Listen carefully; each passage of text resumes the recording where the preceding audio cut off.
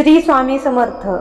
नमस्कार मंडळी, आज आपण रथसप्तमीबद्दल माहिती घेणार आहोत. रथसप्तमी हा भारतातील एक महत्त्वाचा सण आहे.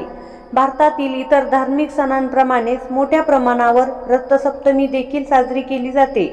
रथसप्तमीलाच काही जण माघ सप्तमी, आरोग्य सप्तमी, माघ जयंती, अर्क सप्तमी, पुत्र सप्तमी अथवा सूर्य जयंती असंही म्हणतात.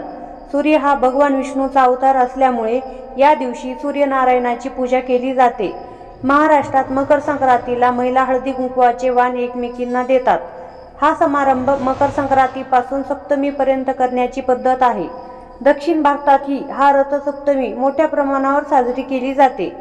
वसंत ऋतूच्या आगमनानंतर येणाऱ्या रथसप्तमीच्या दिवशी दक्षिण भारतात मोठ्या उत्साहात सूर्यपूजा केली जाते. दक्षिणेत या सणाला ब्रह्मोत्सव असंही म्हणतात. तिरुपती बालाजी, बिहार, ओडिसा आणि झारखंडमध्येही या सणाचे वेगळे महत्त्व दिसून येते. पूजापाठ केल्यानंतर सूर्यदेवाची रथयात्राही काही ठिकाणी काढली जाते. भारत हा विविध प्रकारच्या संस्कृतीने नटलेला आहे. मात्र भारतातील प्रत्येक धार्मिक विधीत अथवा संस्कृतीत निसर्गपूजा नक्कीच आढळून येते. रथसप्तमी यावर्षी भारतीय पंचांगानुसार 4 फेब्रुवारी रोजी आलेली आहे. शुभ मुहूर्ताच्या काळात रथसप्तमीची पूजा करणं लाभदायक ठरू शकतं. रथसप्तमीला सूर्यदेवाची उपासना केली जाते. सर्व पूजापाठ पहाटे लवकर उठून सूर्योदयाच्या वेळी करण्याची प्रथा आहे. असं केल्याने सूर्यदेव प्रसन्न होऊन दीर्घायुष्य, आरोग्य, संतती, समृद्धी आणि यशाची बरसात भक्तांवर करतात अशी मान्यता आहे. रथसप्तमीपासून सूर्याचे उत्तरायण सुरू होते. वैज्ञानिक दृष्टीने पृथ्वीची स्वतःभोवती आणि सूर्याभोवती प्रदक्षिणा सुरू असताना ज्यावेळी पृथ्वीची उत्तर ध्रुवाकडून बाजू सूर्याच्या जवळ येते तेव्हा त्याला उत्तरायण आणि दक्षिण ध्रुवाकडील बाजू जास्तीत जास्त दक्षिणेकडे असते तेव्हा त्याला दक्षिणायन असं म्हटलं जातं. रथसप्तमीच्या दिवशी सूर्य मकर राशीत प्रवेश करतो. सूर्य हा निसर्गातील सर्वात मोठा तारा असूनही तो स्वयंप्रकाशित आहे. शिवाय सर्व ग्रह आणि ताऱ्यांसोबत तो अवघ्या विश्वाला स्वतःच्या प्रकाश आणि उष्णतेने उजळून टाकतो. साहजिकच ज्याच्या सत्तेने सर्व निसर्गचक्र सुरू आहे अशा सूर्यदेवाची मनोभावे पूजा करण्यासाठी रथसप्तमी साजरी केली जाते. भारतीय पुराणात सांगितल्याप्रमाणे सूर्यदेव सोन्याच्या रथातून प्रवास करतो, ज्याला 7 घोडे असून त्याचे सारथ्य अर्जुनाकडे असते. रथसप्तमीपासून सूर्यदेवाच्या उत्तरायणाला सुरुवात होते. साहजिकच सूर्यनारायणाची उपासना करण्यासाठी रथसप्तमी साजरी केली जाते.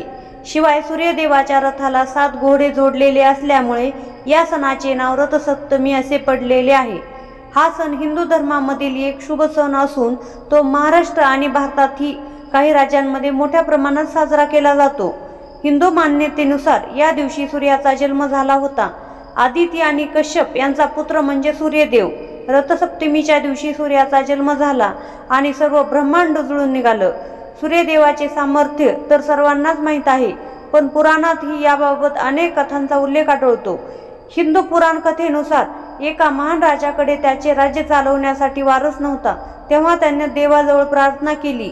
प्रार्थनेनुसार त्याला पुत्रप्राप्ती झाली. मात्र त्याचा पुत्र जन्मानंतर सतत आजारी पडू लागला. तेव्हा त्या राजाला एका साधूने रथसप्तमीच्या दिवशी पूजापाठ करण्याचा सल्ला दिला.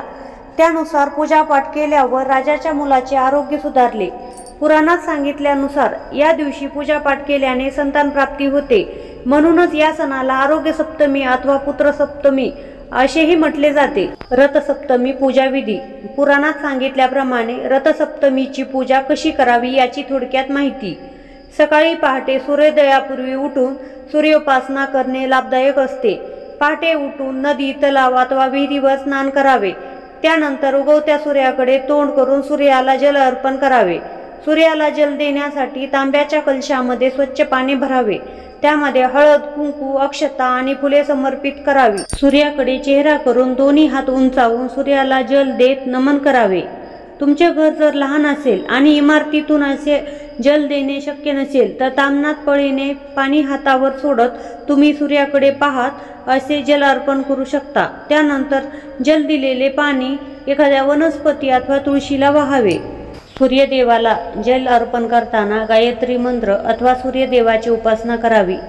रथसप्तमीच्या दिवशी घर स्वच्छ करून अंगणात रथसप्तमीची रांगोळी काढावी आणि तुळशी पुढे दिवा लावावा. रथसप्तमीच्या दिवशी गरिबांना आणि ब्राह्मणांना दान दिल्याने पुण्य मिळते.